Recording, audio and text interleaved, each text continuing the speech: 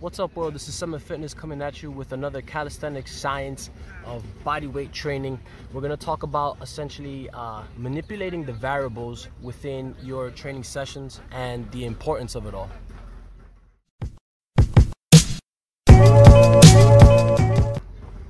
So when it comes to the training variables and manipulating them, we have plenty of things to work with. We got reps, we got sets, we got tempo, we have variability of the angle and tension, and many things of this nature. But the reason why we want to manipulate our variables is essentially for a few reasons. We want to overcome plateaus, and we want to rotate our styles and methodologies of training to avoid overuse and perhaps even injuries. Actually, exercise selection and exercise rotation is perhaps one of the best ways to steer away and steer clear of injury. And what they say, classic Bruce Lee quote is that pain stops pretty much giving you the hurt and the pain when it stops teaching you. So Bruce Lee had said that wisely. He said pain leaves when it stops to teach you. So when it comes to changing our variability, we want to get an adaptive response to our workouts. And once our adaptive response tends to start just declining down a bit, and you'll feel it from either overreaching, overtraining, slow progress, we have a few things that we want to look at.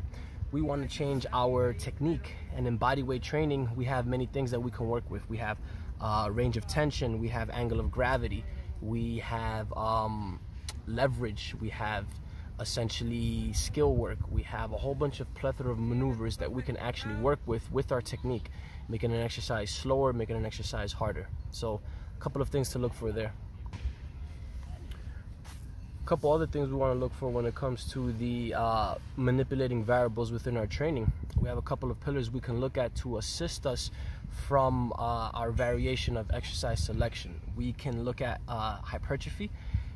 Essentially, the reason why we want to train hypertrophy within our body weight training structure, or even just weight training, is the larger the muscle, the more of the ability it has to become stronger, which leads me to my third point of training neural adaptation. So your neural adaptation is essentially just how good is the mind-muscle connection from mind to muscle to the technique, to the movement. Are you able to produce as much force as you possibly can and squeezing as much tension as you can and firing, this code rate of firing? How does the signal work from your mind to the body to activate the muscles needed for the task at hand? So that's something really important to pay attention to. So in strength, we have our neural adaptation, and we have our motor units, and we have our rate code of firing. There are other things that come into play when it comes to strength training, of course. Like I mentioned before, the technique and the mass of one's individual structure. So very important to pay attention to how you equate your reps and your sets to the actual exercise in and of itself. The reps and the sets will dictate the movement that you're doing. So remember that wisely. And then fourth and foremost, we do this for the health of our connective tissue.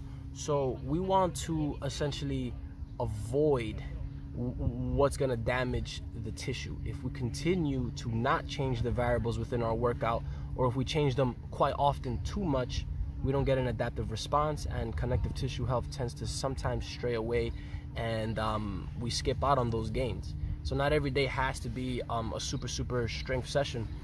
Majority of the times, a heavy, light, medium, heavy, medium, light, somewhere within that angle, or daily undulated periodization is a smart way to go, especially if you start training movements like the iron cross, you start getting into the straight arm strength like ring chest flies, back lever pullouts. Those really start having quite the effect on the nervous system. And believe you me, you'll finally start seeing what bodyweight true strength training is when you get to those low rep ranges in the straight arm strength development. Even if you go to high volume rope climbs, we have things that tax the CNS system tremendously.